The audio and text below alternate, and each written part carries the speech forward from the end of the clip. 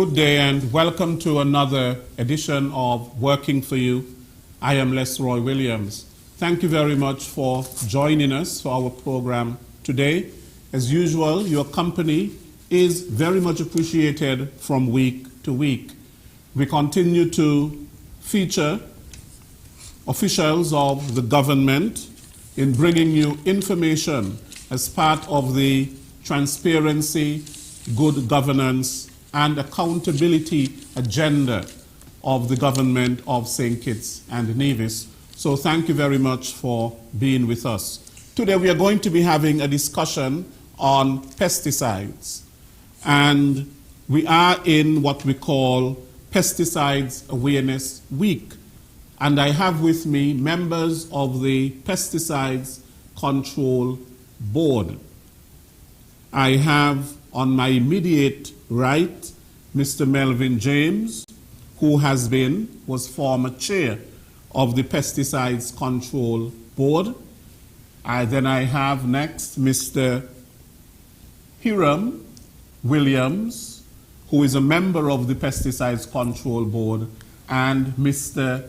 Keithley Amory, who is also a member of the Pesticides Control Board. A pleasant afternoon to all three of you. Good afternoon, and thank you, sir. Thank you. Right. Pesticides, of course, are something that we all use. And we use them to get rid of pests. True.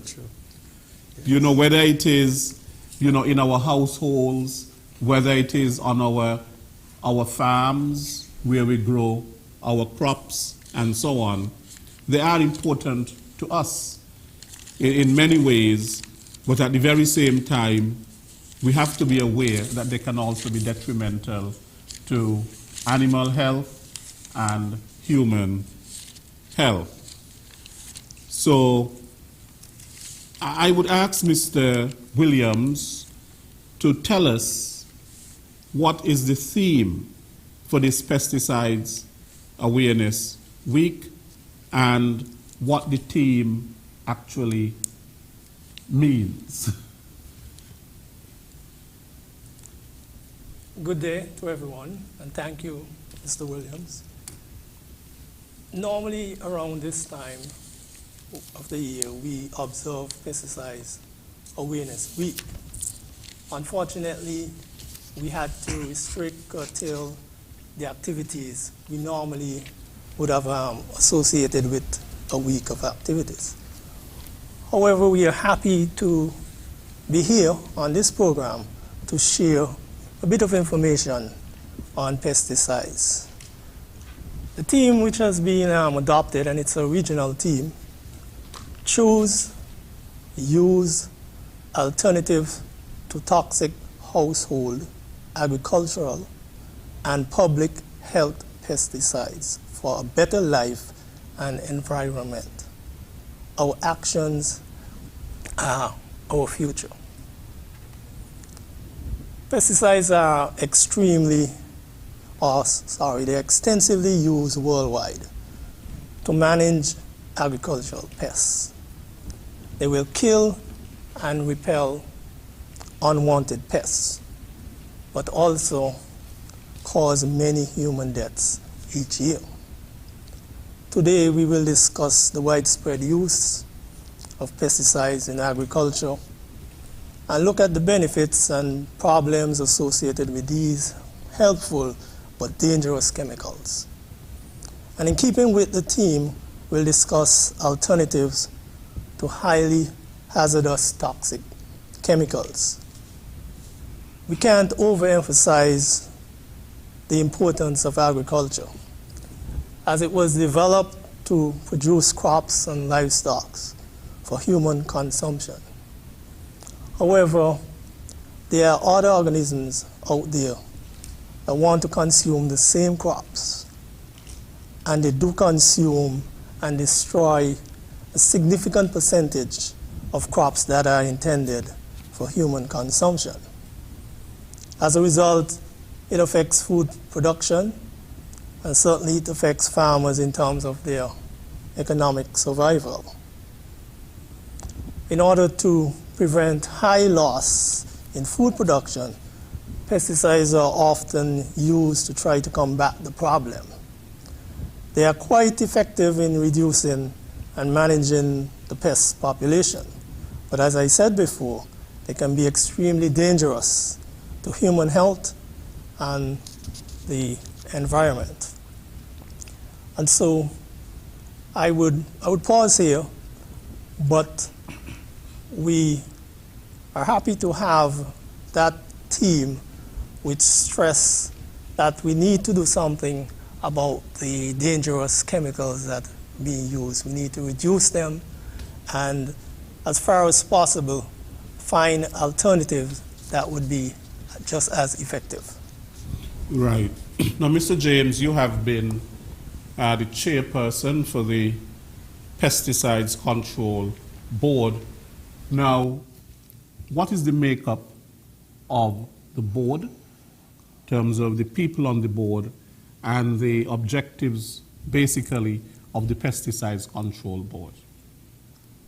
Thank you so much, Mr. Williams, and welcome to all listeners and viewers. I trust that our discourse today will really bring a lot of enlightenment, and that we will have greater consciousness, greater interaction, and even greater results. Until recently, I was the chair. The board consists of representation from public health, the Bureau of Standards, because there's a testing facility there. We have private enterprises involved in pest management. We also look at agricultural input, so that is also represented on the board. We also have representation from Nevis, and we also look at the Ministry of Environment. So the board tried to be very comprehensive in terms of the users and the regulators of pesticides. Because of that, customs is also included, because just about all of the pesticides have to be imported. So customs play a very significant role.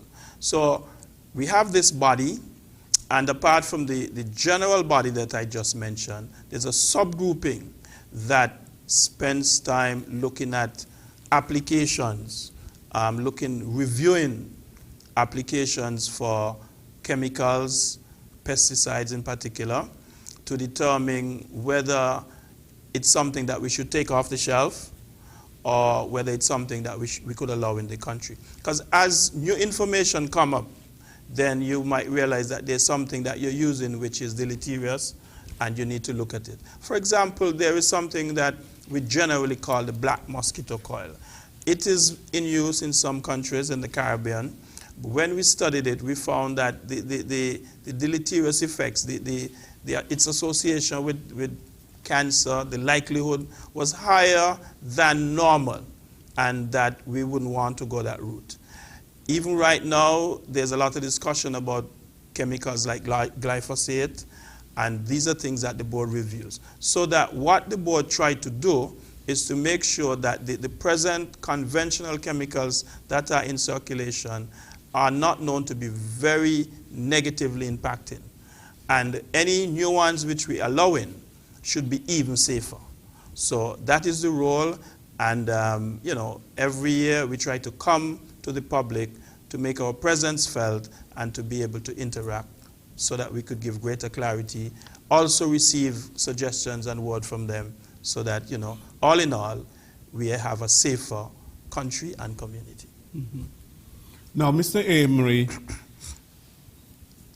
it has been estimated that globally $38 billion are spent on pesticides annually. And manufacturers and researchers are designing new formulations of pesticides to meet the global demand. Pesticides, as we know, are toxic to the target organisms. However, they can be toxic to human beings as well. what would you say to farmers and persons who use pesticides in terms of how they can minimize the risk to their health? Okay, first of all, good afternoon once again, and I'm quite happy to be here to pass on some information pertaining to the use of pesticides and, as a question being directed to me, even the abuse of pesticides. And I do hope that the responses that we give today will benefit farmers and householders alike. Now, you're quite right, there's a lot of money. It's a billion-dollar industry, and everybody is working diligently towards trying to encourage food safety, food security, food safety, etc. But in doing that, it also poses a risk to our health. And in terms of farmers who are actually the forerunners by using these chemicals, they are at major risk of getting their health compromised. We have seen, as Mr. James pointed out, that health risks such as cancer, Alzheimer's disease, infertility, rashes, respiratory diseases can develop from the use of these pesticides. In addition to that, if farmers don't use pesticides according to the label direction, we can have air pollution, water contamination, as well as soil contamination. However, in order to minimize the risk to farmers, we have been encouraging the Pesticide Board and all persons who manufacture these chemicals. On that label, they do specify the use of protective equipment. We call it PPE, we'll say PPE, which is the personal protective equipment. And they do explain to you up front that you must wear these protective equipment. That comprises of wearing long sleeve shirts, long pants, rubber boots that are chemically resistant, rubber gloves that are chemically resistant, mask, respiratory masks that are geared towards chemicals. Because some masks, persons will say any mask can do, but these masks are actually designed to deter chemicals from entering. Sometimes there are full face masks that, depending on the chemical that is being used, that they have to put on those things. So it is very important that farmers adhere to the use of these protective equipment. And in addition, they must also wear them properly. Because sometimes, persons will say, okay, you can just get a normal rubber glove, but that is not the proper one because chemicals can still leach to them. And the way they're handling the chemicals, spills and everything like that can even get into. So there's a proper method of dressing when they are utilizing these equipment. So it's very, very important that to minimize any risk associated with the use of chemicals, that farmers adhere to the wear these protective equipment and to always utilize this protective equipment. And it's very, very important that they do read the label to see what kind of dangers that they can be exposed to. Right. Now, some time ago, about a few years ago, attention was drawn to the French islands in the Caribbean, particularly Martinique and Guadeloupe. And of course, a pesticide called chlordicone that was sprayed on banana crops. And what they discovered is that a number of persons in those French territories were coming down with cancer. And they were able to trace it and link it to the chlordicone that was used to spray the banana crops. So that is as serious as it is. I know here, for example, in St. Kitts, I have seen, I don't know if you used to use it on the sugar estates, the sugar cane. They will go about and they will be spraying, of course. Was it gramoxone? What is it that they used? Well, there are various chemicals that the sugar industry utilize, especially for weed control. Mm-hmm. But I do know in the banana crops that years ago we used to use a chemical called, it's an insecticide, Furadan, and there was also a nematicide called Mocap that in the final analysis after we looked at it closer, that it had to be, the use had to be curtailed because it was very, very dangerous. So when we find these things, because as I said, we do not manufacture, and as Mr. James pointed out, with the technical arm of the pesticide board, when we are looking back at the review of these chemicals and we go into the international arena and to find out exactly what's going on in the outer world, we now take stock of what chemicals we are using here on the island. And when we find that, we then revisit what we are using.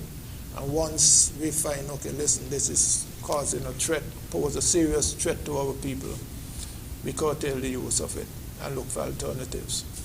Right. So that is something very important that the pesticide, the toxic chemical board look at. So those chemicals that were already in use, presently we are revisiting them. Malathion was one of the chemicals that is being used all the time. It was very effective against insects. But then, true, we are signatories to a number of conventions, and they will send out information that, okay, they are looking at these chemicals. Then we too now have to start to look at what we have on our list and revisit them. So it's very important that these conventions, we look at them, and once they send that information back to us, they are revisited. And once we find that they do pose that danger, because they have all the technology, testing equipment, we pull them from the shelves and find alternatives. So it's very, very important that, some persons say, oh, this chemical was very effective. Yes, it was. But as the Pesticide and Toxic Chemical Board, we too have a role to play in ensuring that you are safe, our food is safe, and the environment is safe. So once that is done, we take them off the shelf and try and find alternatives. Right. So the whole issue is that one has to find a balance, because on one hand, the pesticides is very toxic and can kill, the pests. But on the other hand, it is detrimental to human health and detrimental to the environment. So therefore, you have to find the balance on one hand on how do you kill the pests without really adversely affecting human health the environment. That's true. And to go back to the chlordicone that was sprayed on banana crops in Martinique and Guadeloupe, what they discovered is that it is an endocrine disruptor, meaning that it can affect the hormonal system.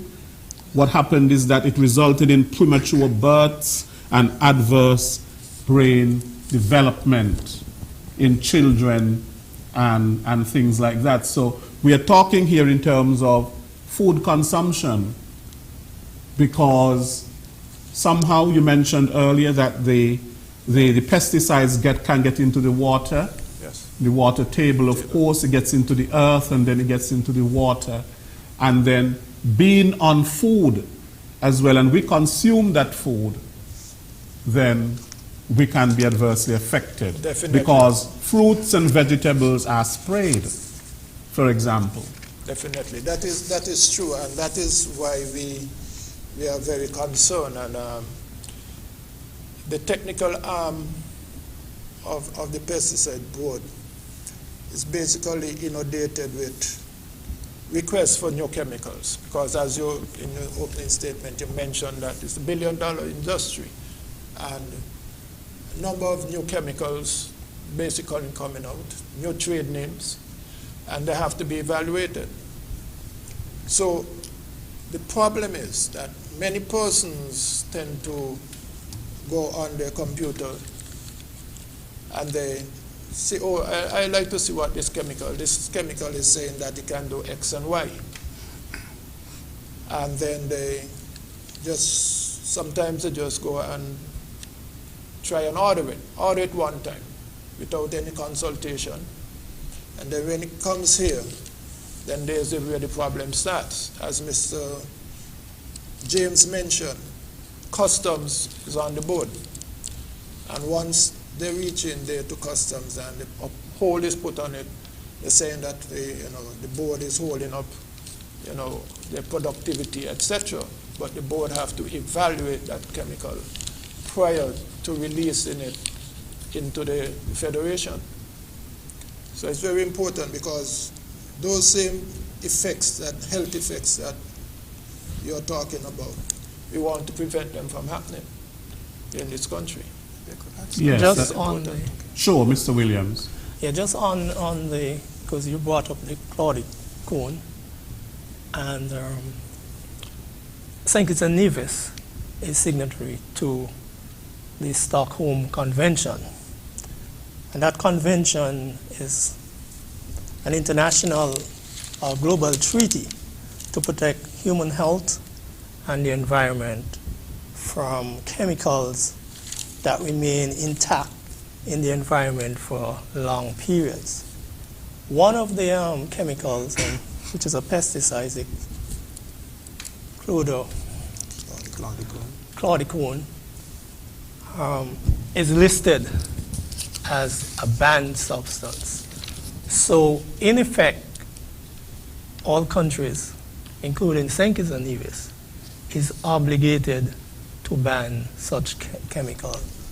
So that chemical would not be permitted in St. Kitts, as is all the chemicals included, and not only pesticides, but the other industrial chemicals that are actually listed because of their effect on human health and the environment. Right, so we want pesticides that, will carry out what they're supposed to carry out, but at the same time, they must be eco-friendly, and that they must be somehow biodegradable. I know that in killing insects and killing pests and all that sort of a thing, sometimes the other effect is that it kills the very good microorganisms that are in the earth as well, and that are necessary. That's true. For the fertility of the land and so on. Yes, Lesroy,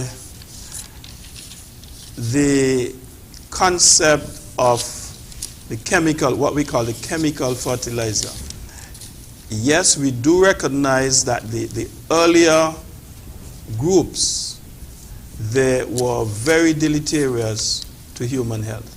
You mentioned how that they have been known to affect your reproductive system, the endocrine system, the nervous system. Those are some of the ways in which they bind with different substances in the body to cause ill effects, right? And there's a whole set of research going on. One set is about chemical substances which are less deleterious. But later on as we go in the program, we're also going to look at options which take us totally away from chemicals. Because try as much as you may, what I am noticing is that over time, chemicals which are presently listed now as safe and, good, you find that after a while, some of the ill effects begin to be known. I'll give you one example. We know that from long time, DDT, Furidan, and those things were well known to be very toxic. And through the conventions, they were able to reduce their use and eventually pull them off the shelf. And things like imidacloprid and diazonan, those things were recommended as replacements. 30, 50 years after, we're now finding that the said imidacloprid is not as harmless as it was rated many years ago. It's now known to affect wildlife like bees. It is known to be more persistent than we thought. In other words, it doesn't biodegrade, it doesn't break down as easily as we thought. Now, people are doing tests in foods, and you're finding residues there. Even after processing, like for example, you take cornflakes, and you would have thought that going through the mill and all the heating and all things like that, that those things would have been leached out or dissolved out or through some chemical reaction neutralized. Instead of that, these things are still found there. So that apart from the major effects which, for example, Mr. Amory spoke about, where you have cancers, where you have vomiting and that kind of thing, you can still get small quantities of these chemicals. And over time, they build up. And that, the food chain concept, that eventually they'll be stored in certain cells in the body or in microorganisms, and we consume them. And then the level eventually becomes higher than the body can deal with, and then we have ill effects. So it is very, very critical, and here we are trying to present all of the different views for our viewers and our listeners. Right, and I go back to claudicone. Claudicone, because there was a show done on the BBC, and the name of it really was The Poisoning of Paradise. Wow. Speaking in terms of what took place, in those French territories in Martinique and Guadeloupe, and why was this allowed to happen? Why was there not more information given to the people in terms of the use of this pesticide that has been so detrimental to the health of the people of Martinique and Guadeloupe? That many of them now, they realize the men coming down with prostate cancer and things like that, which means that the claudicone is highly carcinogenic, cancer-causing. Yes, while I may not have the specifics in that particular matter, there are several possible options. Sometimes we have dumping not only in food, but you can have them in other products, where some countries, while they don't use a product that they make, they would allow it to be exported if another country is willing to accept it. That's one. Again, sometimes the facts are known afterwards, that is also another option. But there's a treaty which speaks about prior informed consent, meaning that before country accept a pesticide, they must be clearly aware of what they're getting, all of the facts about it, so that when you get something, you know what you're getting. You're not blindsided.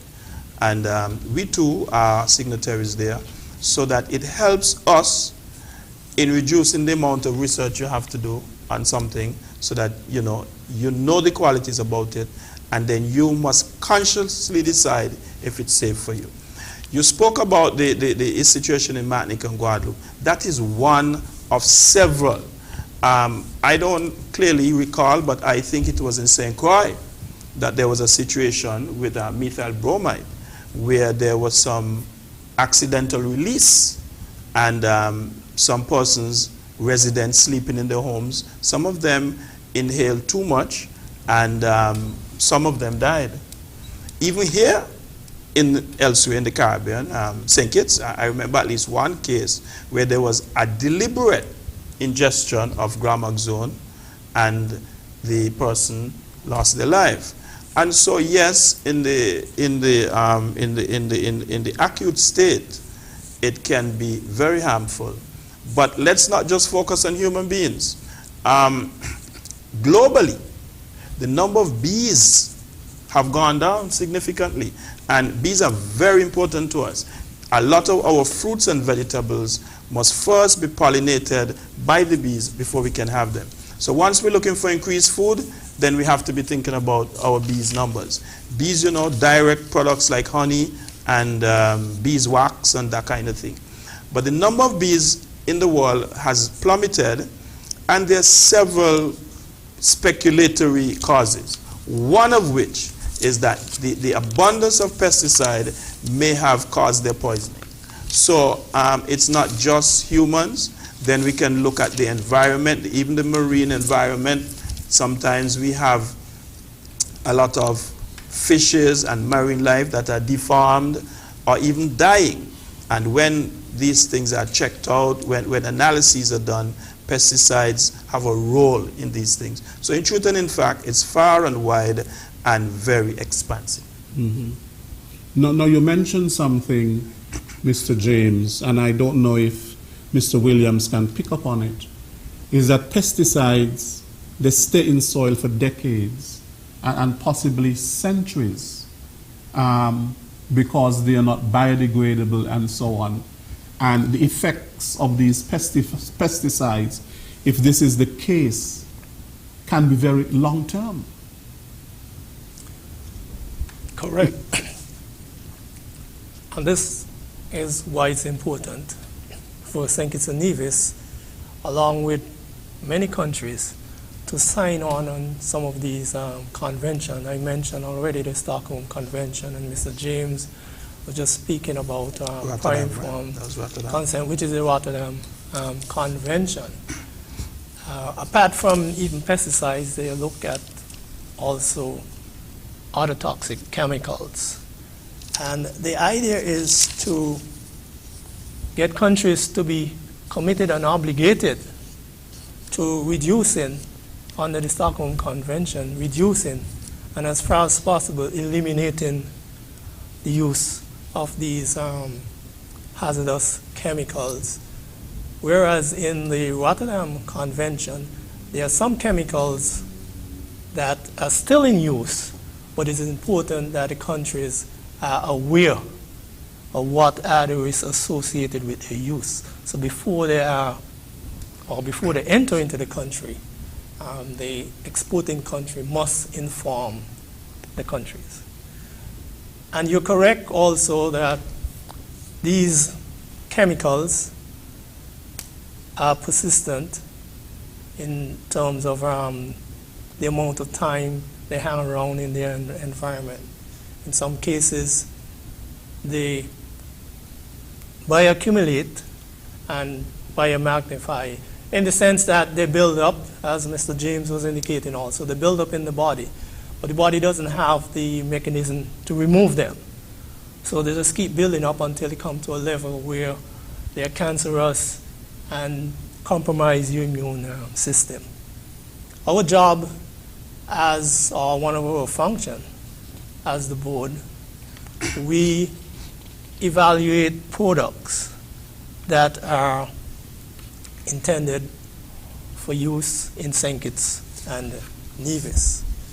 We have access to the scientific reviews, which we can review for ourselves and make a determination as to whether that product is suitable for use in St. Kitts and Nevis. And later on in the product, I would probably go through the process that we use in determining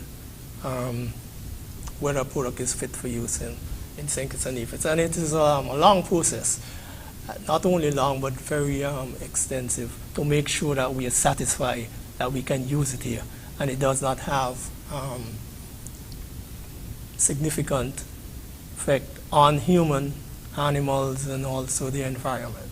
Right. I know we are going to move towards, for example, alternatives and, pesticides that are a lot more eco-friendly and biodegradable and more, if I can say, friendly towards one's health and so on. But, we use a lot of chemicals, pesticides, for example, Baygon and BOP, and, things like that we use in the household to get rid of mosquitoes and flies and ants and termites and all of that sort of a thing. And I am always very conscious whenever I spray BOP. You close up the windows because you want the maximum effect to kill the bug that is in the house, the insects that are in the house, but then you do not stay in there. You leave. Yeah, you should not. Yeah, and then you should not stay inside. You leave the house and then you come back after maybe 20, 30 minutes. And that is something I know, and that is something that I do because I'm very much aware that inhaling these pesticides is very hazardous to one's health. Now, Mr. Amory, could you comment a bit on persistent organic pollutants? The sources and the effects and the solutions. The persistent organic pollutants, those are actually very hazardous chemicals that they are in the schedule of the pesticide toxic chemical thing that we are looking at. As a matter of fact, those are one of the things that we are trying to phase out.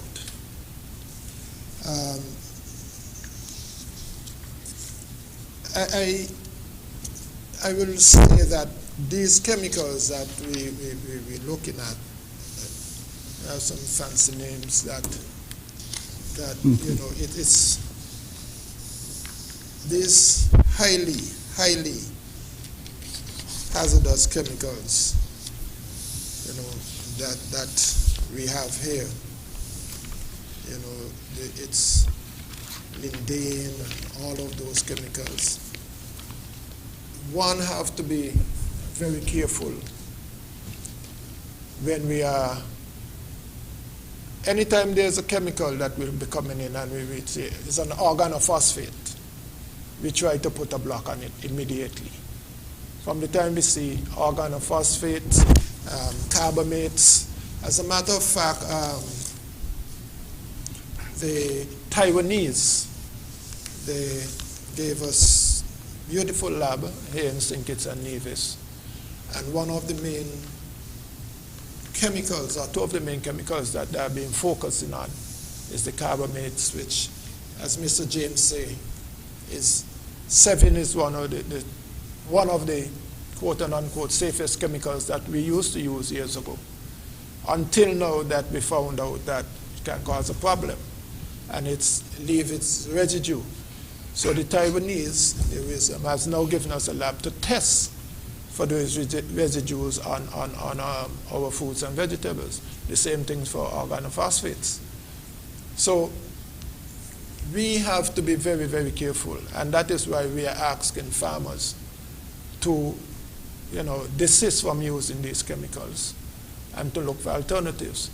But we do have some persons who say, okay, they are very effective, and we encourage them, okay, you're using them.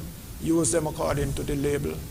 Wash the food and vegetables before you carry them to the marketplace such that you can reduce the levels that may be in residues. So the lab is here that we are encouraging persons to go to, bring your vegetables, so when extension officers come, that they can utilize them. It's as Mr. Williams said, we have been trying our best to phase out these chemicals. Yes. We try not to allow them to come in. Yes. From the time we know, okay, somebody wants to say organophosphate, sorry, that's a no-no. And those that we have, as I said, we are revisiting. It's very important for us because, as I said, a lot of these chemicals that used to be used years ago, I was just trying to look for some that carbofew, and that is again is the furan that we used to be using years ago. We have already tried and phase out that long time. Yeah, that's out. That's out. I have some of this. Just to add to what Mr. Avery is saying on the Mocap. Mocap, yes, on the persistent organic pollutants. Under the same Stockholm Convention that I mentioned earlier, they have already identified and listed there about 30 such chemicals, which include pesticides and other industrial chemicals. Chlordecone is also one of them, and you had dieldrin. There's Mirex, which is also a pesticide, toxaphene, pesticides, but there's a whole list of them. And because of our obligation, SKNIS and Nevis, including other countries, to the Stockholm Convention Treaty, we are obligated to, as far as possible, where they have actually on a ban list, we have to do the same here, put them on our ban list. In some cases, there are products that are unintentionally produced, as in the case of when you're manufacturing a product for some reason. But the idea is to minimize their use, minimize their production, and as far as possible, put measures in place that you can eventually eliminate these products. Because, as the name suggests, persistent organic pollutants, they are around for a very long time. It's very difficult to get rid of them. So the idea is not to produce them, don't have them around, eliminate them. I know that human beings, we have a role to play. For example, even in the household and keeping clean environments, because sometimes you don't keep a clean environment and it attracts certain insects and pests. For example, you keep a dirty environment, you're going to have flies, you're going to have cockroaches, you're going to have rats, you're going to have mice, you're going to have even termites, and so on. And we are told of how we can reduce the congregation of these insects and rodents and so on, that in themselves are harmful to human health. Leptospirosis, that is by rats and cockroaches and other things, they carry diseases. But if we have a proliferation of those things because of unsanitary environments, then of course we have to use more pesticides and so on to get rid of them, and then it's a sort of a double whammy in terms of to our health and our surroundings and so on. So my question is, the household pesticides, what are some of the alternatives to the household pesticides? I've heard things like people say neem, for example, it's a herb, it's a bush, but some people say it is a pesticide. It's both. Yeah, let me volunteer some information about alternatives. You did ask about the household, but if you would allow me, I would like to stretch it a little more widely and speak a little about household and also about agriculture or food. Of course, listening to us, we've said a lot of the reasons why pesticides are bad. But we have them here for a purpose.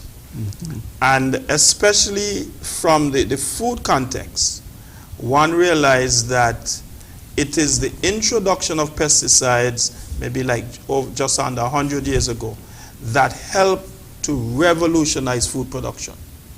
And going along with that came a spiral, a spike in the global population, to the point where, you know, for the first couple of 100 years, the population was well under like 2 billion. Now, in maybe 150 years, it spiked up to 7 billion and climbing. And so these people, we all have to be fed.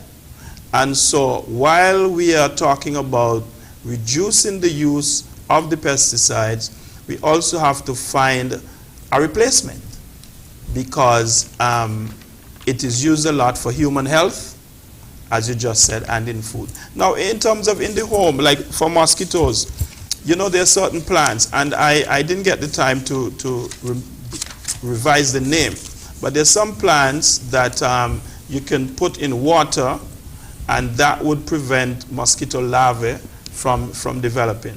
Very simple. Clean environment also does a lot in terms of keeping certain insects away. There are hormones, there are attractants, even like sticky traps. If you want to control, one of the ways to help to control flies, you know, you have these sticky things, and the fly adhere to it, it can't get off, right?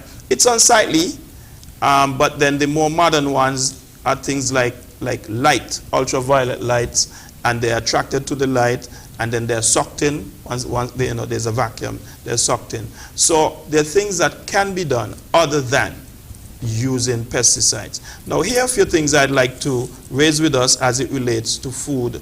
How can we continue to get a large amount of food produced without the use of the glyphosates and the chemicals that are getting a lot of bad rap? Now, we spoke about judicious use of these things. That's one thing. But they're also developing new type of pesticides, like we say biorationals, meaning, as you made the example, Lesroy, extract from plants. Neem is a good extract. Neem in a good enough concentration, once worms feed on it, then they will stop reproducing, and they would also stop feeding. It affects their nervous system, so they become incoherent, and they also lose their appetite, so that they will basically starve. So there is neem. Some people use garlic. You know, there is hot pepper and things like that, right, which can be used. Also, there are microorganisms, bacteria, fungus in the food chain that can feed on. For example, again, you can take caterpillars, and you can, if you were able to use a formulation which you call BT, right? It comes in different names, but it's really a bacteria, Bacillus thuringiensis. Once those spores get onto the insects, they will grow and grow into the body of the insect, and eventually cause it to explode, right? So some of these things are slow, but they're out there. Another thing that can happen, a lot of beetles, there are certain beetles that feed on other insects. They're beetles, they're wasps, they're bacteria, they're fungus, and some countries are doing a lot of research on those things. In fact, let me just give two quick examples here in St. Kitts. I spoke to, it was Mr. Martin and Mr. Willie Dorr, some of the very early workers in agriculture. And there was a time here in St. Kitts where we had a moth that was eating down the cactus. And Mr. Martin told me that he was the one who received the biological control agent that he dispersed here in St. Kitts and also over in Nevis. And the US has a great example where they had a soft white and red insect, they call it cotton cushion scale, that was just feeding down a lot of their crops.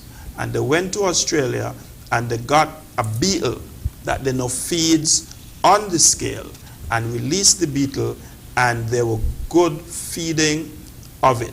We've done it here in St. Kitts as well, in trying to control the worms in mangoes and also in trying to control certain other insects. So chemicals is one, but there are other options. Here are two emerging, well, one is more emerging than the other. Here are two other options that I want us to consider. There is, and I'm not advocating, but there is the GMO concept. The use of GMOs was basically designed to reduce the use of chemicals. That is a controversial thing.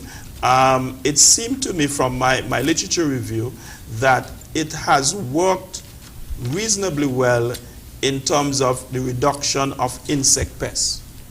But where it came to reducing the effects of the weed population, that one is said to have not as good as effect. But generally, there's still a lot of discussions about whether people should use GMOs and whether GMO is causing weeds to be resistant to chemicals and you're producing new, giant, terrible insects. But that aside, GMO is an alternative to some of the conventional pesticides. Finally, one of the more recent things which we may be less familiar with is a concept called cell-cultured meats, simply meaning making food in the lab. And the other 5 years ago, it sounded novel, where you could take a test tube and you could generate meat or fruits and vegetables. And it sounded very much in the research stage. But I'll read a paragraph here for you. It says that, I just pulled the wrong page, so just a few seconds. Singapore Food Agency has approved cell-cultured chicken. And what is that? It made the country the first in the world to give its so-called its go-ahead to selling meat that was created in the lab. Cultured meat is made by putting stem cells from the fat or the muscles of an animal into a cultural medium that feed the cells, allows them to grow and proliferate. So maybe eventually there will be less need or no need at all for these pesticides because our foods will be coming from the lab. Finally, in the St. Kitts context, neither GMOs nor lab-cultured food is our solution. We here produce about 10% or less of what we eat. We need to produce a lot more of our own food. Yes, we don't want to depend so heavily on pesticides. Maybe we'd look at the biorationals, maybe we would look at the biocontrol agents, but we still need to be able to generate a lot more because we don't want the concept of, well, not using chemicals because we're not producing food. We have to produce food, we have to be healthy, but yes, also be cognizant and to keep down those heavy deleterious chemicals because you don't want eating on the one hand, hoping to be healthy, and then ingesting a chemical that gives you cancer. The net effect is that it's no better. So we have to find that balance. But certainly we need to address the idea of our food security. Yes, and that debate rages on in terms of we're hearing now about organic foods and non-organic. We are now hearing in terms of more modern methods of farming where you don't use the soil, you're using hydroponics and things like that, and trying to see if that, is going to have less pests and all of that sort of thing. But nonetheless, the bottom line is that of food safety and looking in terms of what we are consuming and how that can impact our health. If you sure. like me to just add something to what Mr. James is saying here in terms of alternatives. I will like to go back on a little history, because I think that if we used to listen to our forefathers and so on, they will tell you that in their heyday they never used to use all of those things, because what they used to practice is something that is now coming back on stream. It's called companion planting.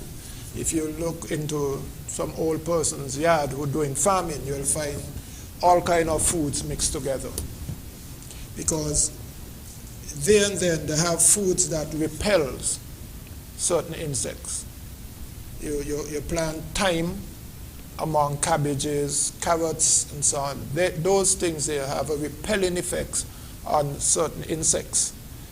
And once that is done, once you plant those things in close proximity to each other, they tend to repel pests that affects another food source. In browsing, came across one here that the United Kingdom is now practicing what Mr. James talking about. It's called natural barriers, and they actually call it beetle banks, where they leave a strip of land just solely for beetles to proliferate right there. And those beetles, as Mr. James pointed out, eat quite a bit of insects. So here it is that they're now rebuilding back nature by having these beetle banks that will encourage the natural proliferation of beetles that will serve as a natural pesticide, predatory insects. So these are the kind of things that we can practice to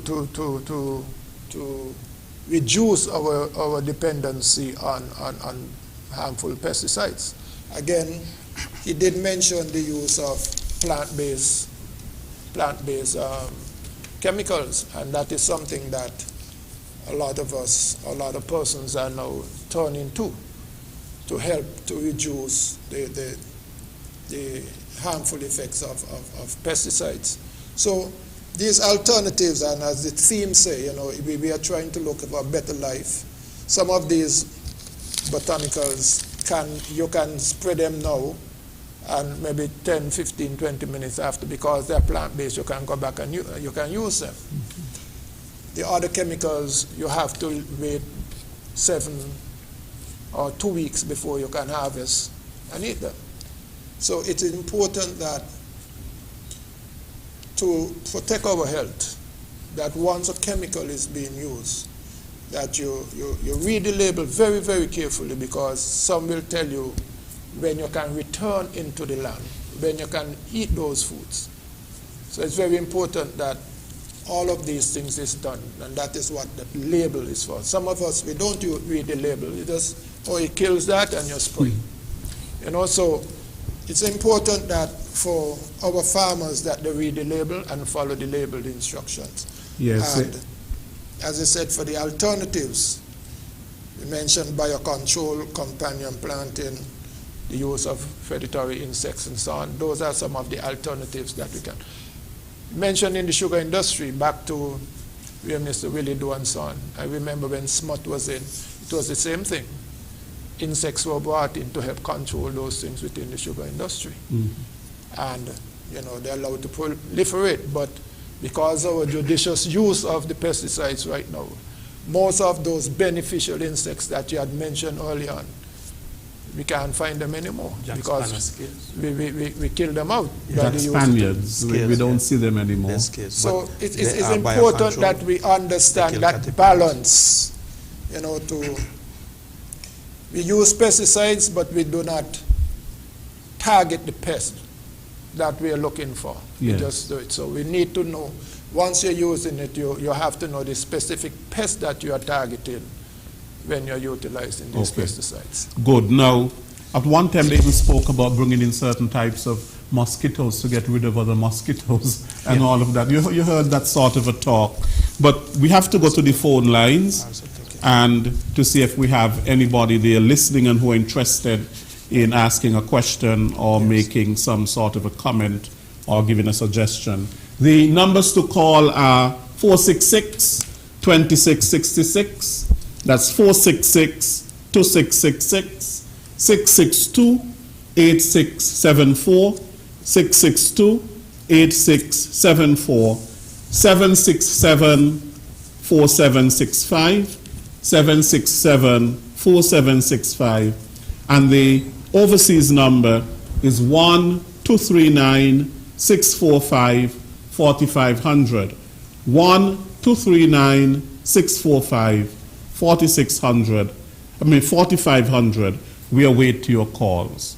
Right. Now, Mr. Williams, one of the functions that was mentioned of the Pesticides and Toxic Chemicals Control Board is to register pesticide products for use here in the Federation. What is the process for doing this? Good time. Yeah, that's correct. That is one of the mandate of the Pesticides Board, and that's a very critical one. We have in place a technical review committee that actually receives and looks at applications for pesticides product registration. We have a comprehensive process. One, it looks at the identity of the product, and they do have products with different brand names, but very, very similar. The physical and chemical properties of the product, because we need to know what family it belongs to and whether there are issues with some of these chemicals, as you're aware of. The details of the use and further information on the product. We want to know what it is, what it was produced for in terms of its use, what pest it's going to target, or whether it's weeds, herbicides, insecticides, fungicides, etc. They're all different varieties of pesticides. So we need to know all that information. And I must say, though, we do have an application form which must be filled out completely, giving all the details that are required. Classification of the pesticide, whether it's a highly hazardous product, moderate or minimum risk pesticide. The labeling is also important. It must be packaged and labeled properly. Label must have on, as Mr. Amro was indicating, details in terms of whether you need to wear protective equipment, the directions for use, so as to eliminate or reduce any risk or exposure to the user. We need also the methods of analysis. We need to be able to analyze the product. So the manufacturer must produce the information in terms of how you analyze the product for us to determine whether it contains the correct concentration. If it says it's a 50% active ingredient, we need to check to see whether it is 50%. In most cases, the inactive ingredient is not declared. I think that is probably changing because we're now realizing in some cases the inactive ingredient can be dangerous also. So that is slightly changing. The impact on human health. We need to know all that information. Residues, fate and behavior in the environment. And this is where the scientific review comes critical. We have access, as I mentioned earlier, we have access to scientific review on all these products. As a matter of fact, a product would probably not get anywhere if the scientific review wasn't done.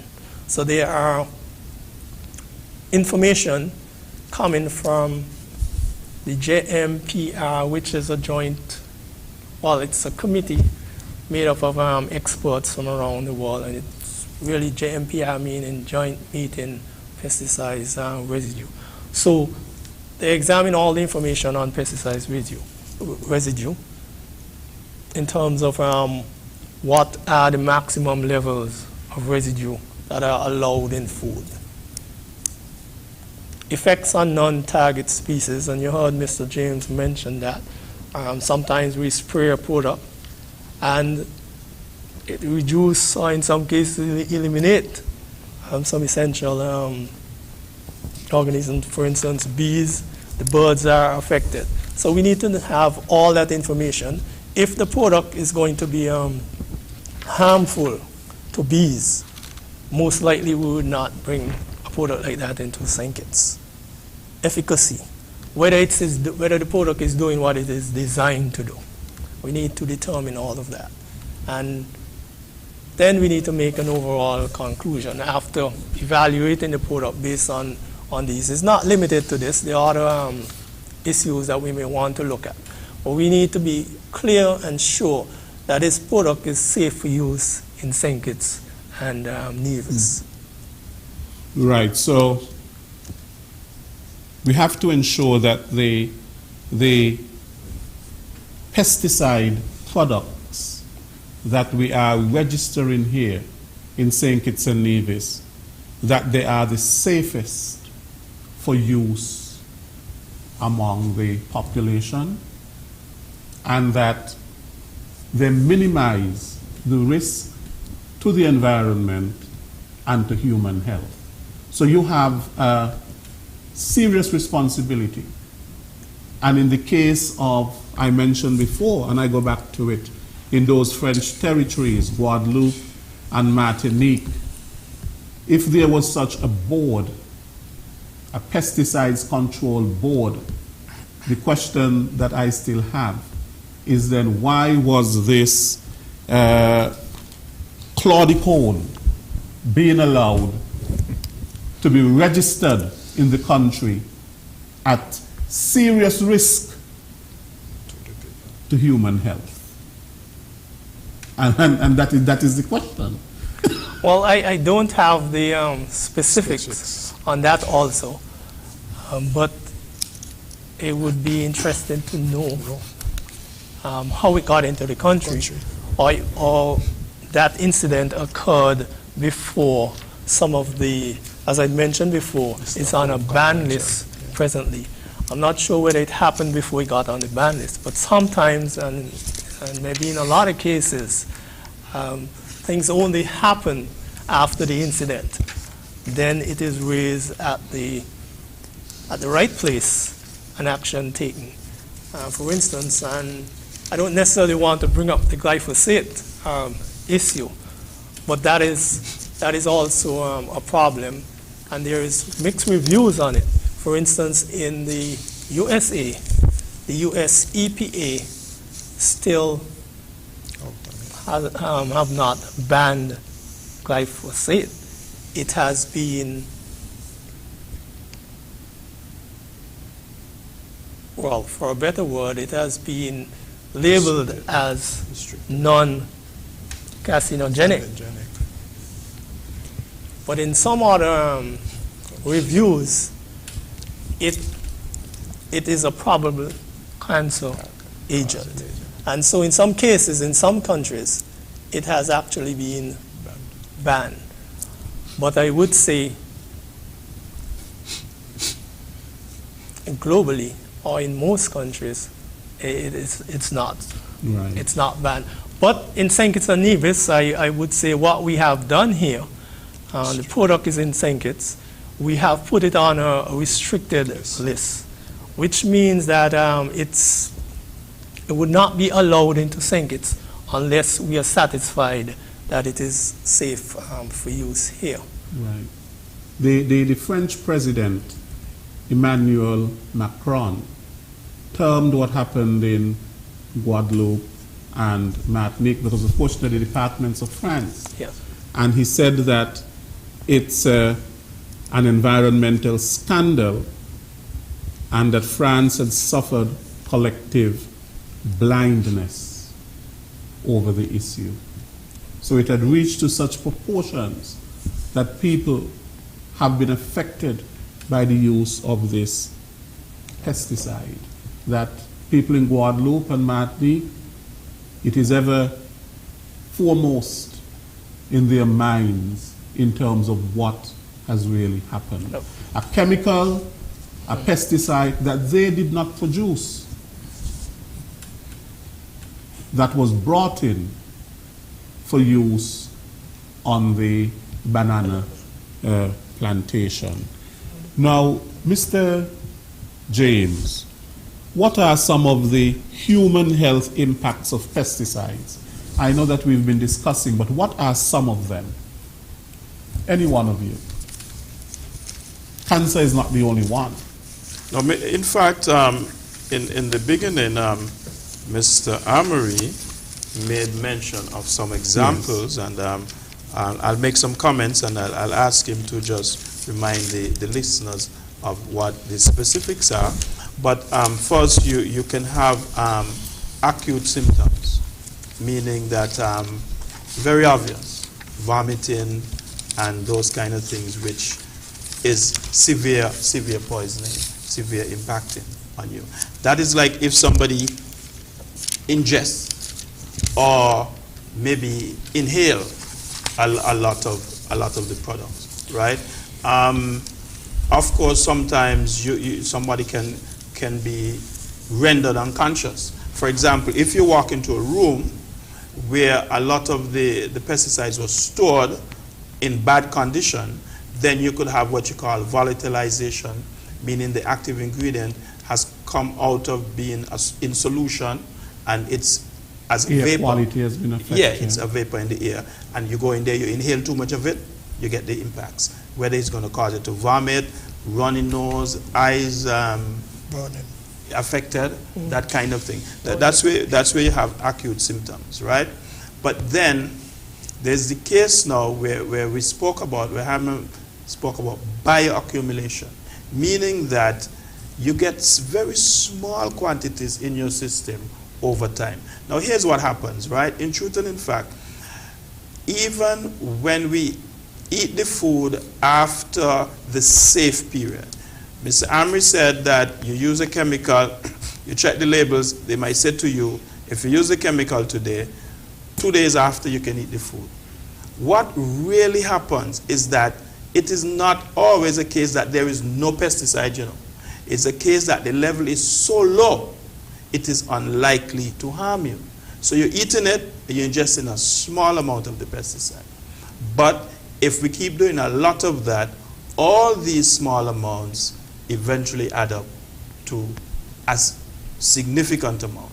And then there is where the long-term things come in, like we would mention, the cancers and that kind of thing. So these are some. You have immediate effects and you have long-term effects. Mr. Amory had run through a whole list, and Mr. Amory, I don't know if you care to just remind us. Just to add, but Mr. Williams have been alluding to them all along because he's talking about birth defects, infertility, and so on. Brain development, diseases, eye problems, and so on. Respiratory problems, illnesses. and so on. Right. You know, just before we start this program, and one thing we didn't mention: death. Thank you. That is so true. Because they can be very fatal. I guess we're very modest to ourselves. Yes. You know, but we've had deaths here in St. Kitts. Mm-hmm. Yeah, at least 2 deaths. A child, forgive me for interrupting you. No a child accidentally ate some rat poison. I don't know if you remember, but there was a rat poison that looks exactly like candy. sugar. Yeah, a child ingested that and died. And then, of course, I mentioned earlier of the Gramoxone situation. You know, I'm happy that you mentioned that, because it raises the whole question of storage and disposal of pesticides. And additionally, what Mr. Amy was saying before in terms of, you know, you have to store them in a very safe place, because then if children get access to pesticides and, you know, these toxic chemicals, it can be deadly for them. When I studied in Trinidad a few years ago, there was a common occurrence taking place there, the Gramoxone, and they used to call it the Indian tonic. Unfortunately. Because what would happen, unfortunately, it's not a nice thing, but people would ingest the Gramoxone to kill themselves. Yes. In fact, there was one guy who used to read news when I was in Trinidad, and he was a news reporter, and he thought it best because of some relationship issue to go and ingest The Indian tonic. the Indian tonic and ended up, you know, in a very Peaceful. very peaceful. But before that, they tried all kinds of things. It is then I discovered that, you know, charcoal can be given to people and so on to sort of rid them of toxins Neutralize it, and so on. Right back. Yeah. Yes, but that is if it's done as soon as possible. As soon as, yes. One of the other things It's too is one just- other antidote is you can use muddy water because it helps Soil. to these things, as you asked the question earlier about the breakdown in the soil, and some chemicals that they activated quite quickly in the soil. Gramoxone is one that it doesn't stay too long in the soil, so that is when they say, okay, you can drink muddy water and anything. But take, for instance, other chemicals now they're in the soil for quite some time. So it's very important that, you know, one know this. Talking about these health issues and the storage, I know a couple of years back, Mr. James mentioned that looking like candy. The M&Ms, that's the word I was looking for. There was Chocolate, yeah. There was a rat poison, actually, that looked like M&Ms, very small. I think, I do believe I've seen some of them still on the shelves.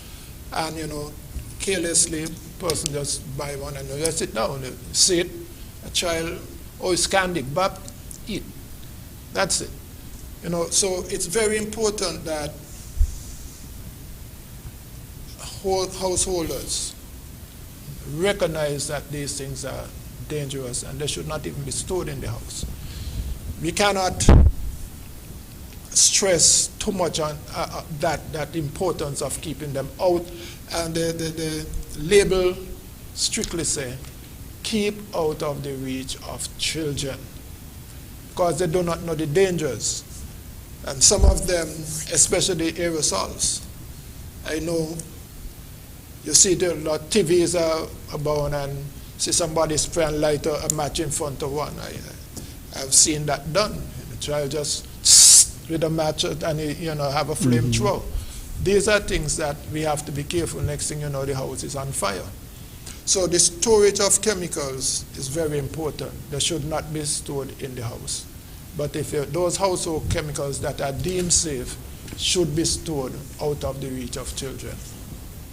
And I think that is very important that Mr. James mentioned the mosquito coils. When they had these black mosquito coils, and when we do our research, we found it was carcinogenic. Persons light a mosquito coil, they go to sleep. Do not know we are inhaling that all the time. We have some now, I mean, you were speaking about them, the color being black. We have some now that they're green. You know the green ones, you put them on the thing, you light them, and you're smoking all night, Right. basically. Are those harmful to persons? Well, we try. Most Yes. of them are not. But when we look at, there have been some that have been red flag.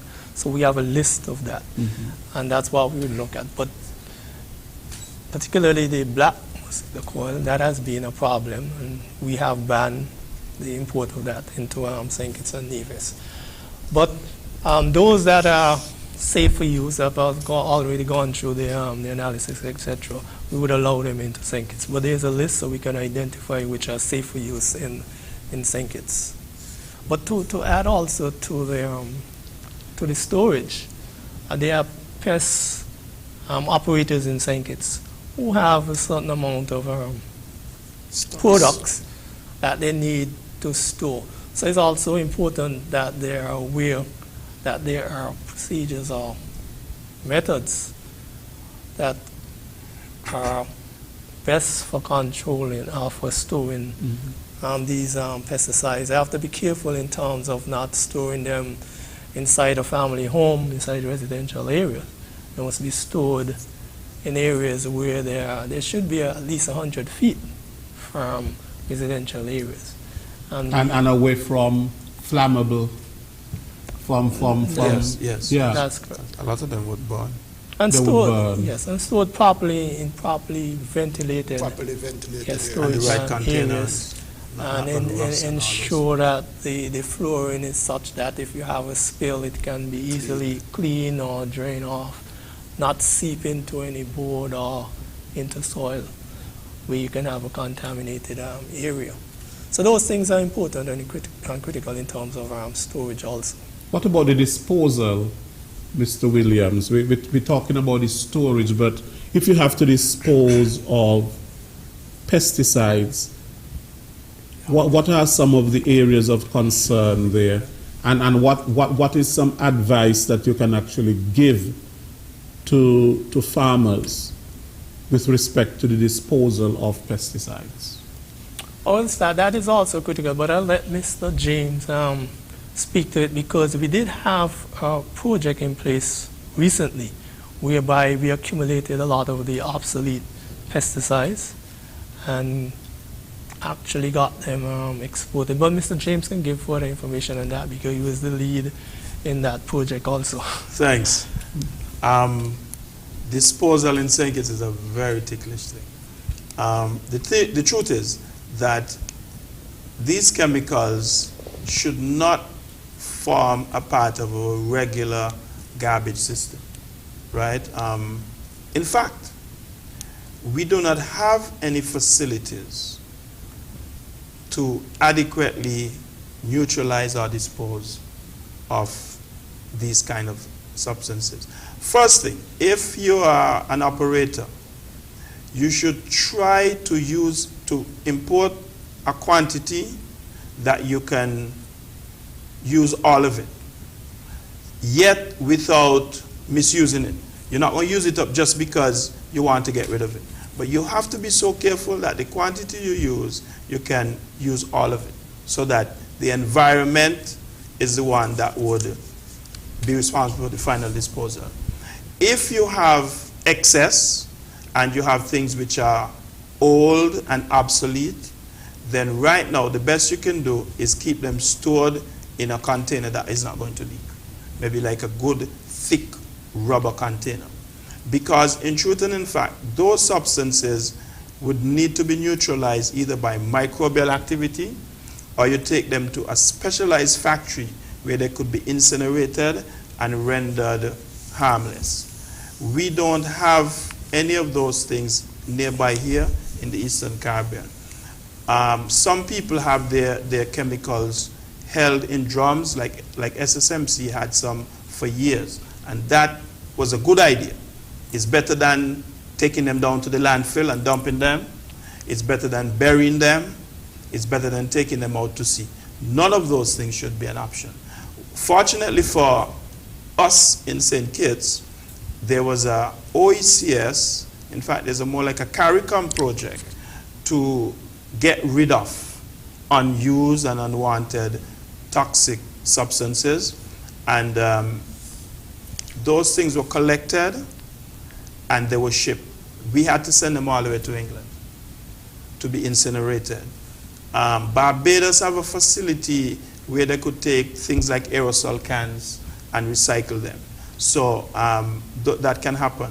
What we encourage the farmers to do is that when you use a container, don't dump it.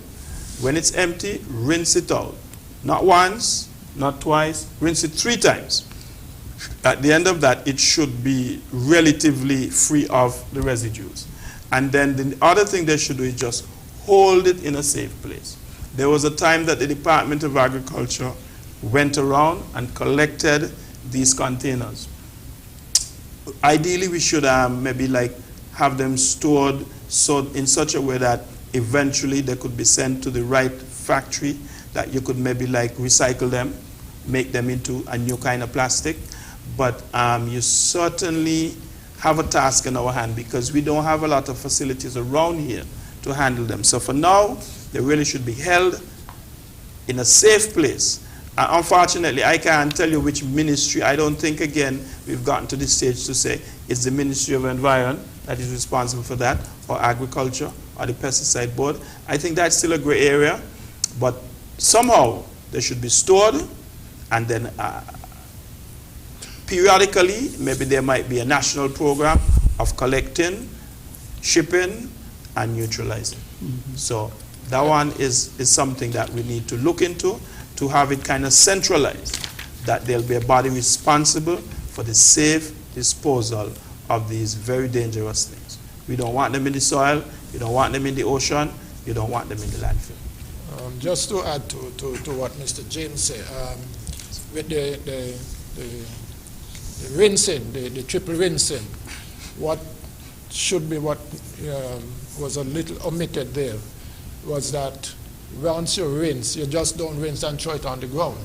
You rinse it into your knapsack sprayer. Yeah. So that is very important. You don't rinse it because you will rinse and just dump on the ground. You rinse it back into your knapsack. So you leave, once it's finished, then you leave that space so that once you rinse, you can pour it into your knapsack. Very important, not rinse it and throw it on the ground. And it's very important for our farmers to have all of this information. Now, is there anything done? Not everybody might be listening to this program, or farmers, but what is being done to help to develop an awareness in terms of among our farmers, in particular, in terms of the hazardous effects of chemicals, storage, disposal, and all of that? Well, I can speak from being a former director of agriculture in Nevis point of view. We, over the years, what we normally try to do is to get the different agencies to come in and give a talk about the hazardous problems. The pesticide week is one such, another avenue that is utilized, that you let people know what is going on. The open day affair, where you have the extension officers have their booth, and that is one of the things that is put forward, and I do believe it's the same thing that Mr. James, as a director, could tell you it's the same thing. Over the years, we always try to bring that to the fore, the dangers. The IECA, ROC, and all of them, we get FAO, we get posters from them, and we put them up. Anytime Mr. Williams go, the Stockholm Convention or the Rotterdam Convention, the Basel Convention, and those information is brought back, we try as much to disseminate them, put them up in the agriculture department and give to farmers, So we do try, yes. But sometimes, the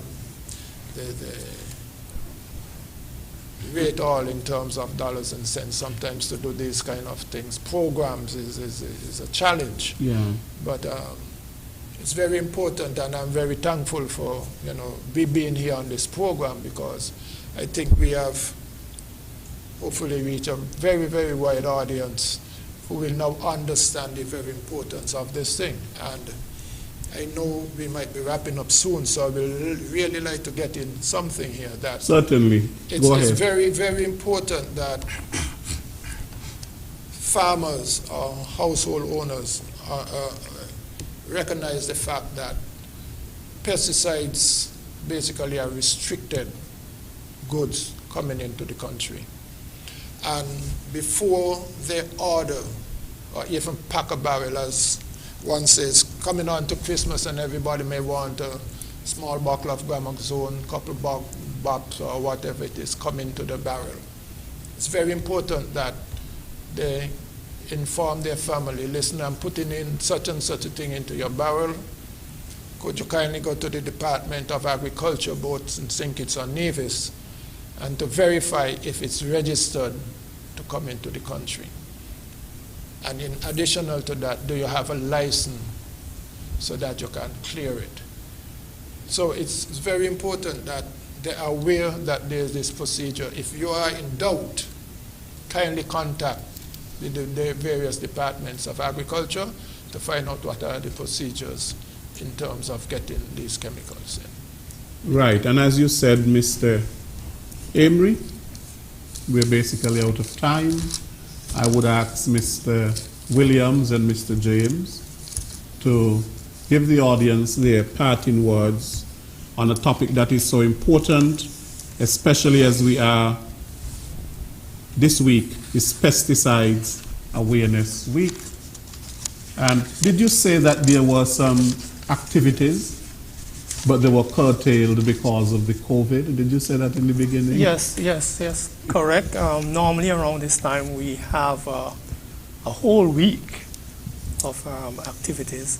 As Mr. Amory mentioned also, one of the activities would have been to have a workshop with the farmers where we get representatives from the suppliers who would come in and speak to farmers about the safe use of their products. And in addition to that, we run out of workshop, we have a fair, etc.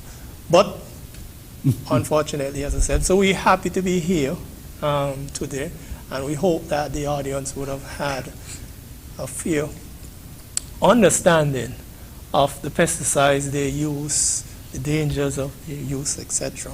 And also the farmers to be careful to make sure that they read the labels, because this is also critical. They have to read the labels, because if they're not reading the labels, they may not use the product as directed.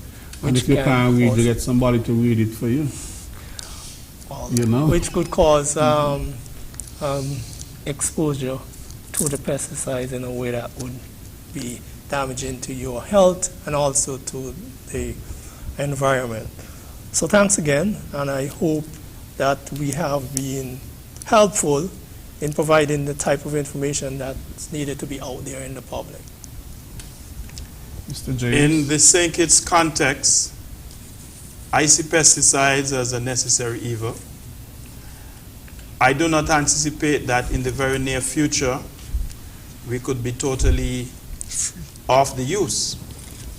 But it is very necessary for us to follow the instructions for safe use, for us to be judicious and diligent, because one of the things we use them for, as we say, is in public health, in the household, and in agriculture. Three very critical areas for our health and our well-being. As it relates to farming, while we say that we are low pesticide users, there's still room for changes, for looking at things like integrated pest management, for looking at things like, as Ms. mentioned earlier, use of companion crops, trap crops, cultural measures, reduce tillage, many other methods that can help us to keep our production high and greater, yes, less dependence on harmful and harsh chemicals. We as a people need to engage each other, the farmers, the purchasers, and the department and the pesticide board, so that together we will be able to produce and be healthy. After all, for us to be wealthy, we must be healthy. It ought to be our aim, and I want to thank us for spending the afternoon, and I trust that we would have benefited, and that here, going forward, we would be a better country because of the information we had. Thank you for being with us. Thank you, Mr. James, and of course, for all three of you for coming and sharing on how we can reduce our reliance on pesticides and basically select pesticides with the lowest risk. That is, some of the qualities of them being biodegradable and friendly towards our environment. We have to think in terms of the sustainable planet, sustainability, which is very important, sustainable agriculture, sustainable farming, and things like that. And we'll get there in terms of the alternatives eventually, because then we're thinking in terms of a better world in terms of human beings thriving in the best of health and the environment being in the best of health. So thank you very much, Mr. James, Mr. Williams, and Mr. Amri. Thank you so much for being here today and sharing on such an important area, that of pesticides control. It is not very often, I think it's the first time I've had you on this program, and I found it to be rather interesting. I learned quite a bit myself. I did a little bit of reading and research before I came to the program. So I am able to at least engage you on such an important topic. Thank you very much indeed. Thank you. It has been a pleasure. Thank you very much to all of you who listened to our Working for You program today. Next week we will be back with another Working for You program. Until then, take good care. I am Lesroy Williams.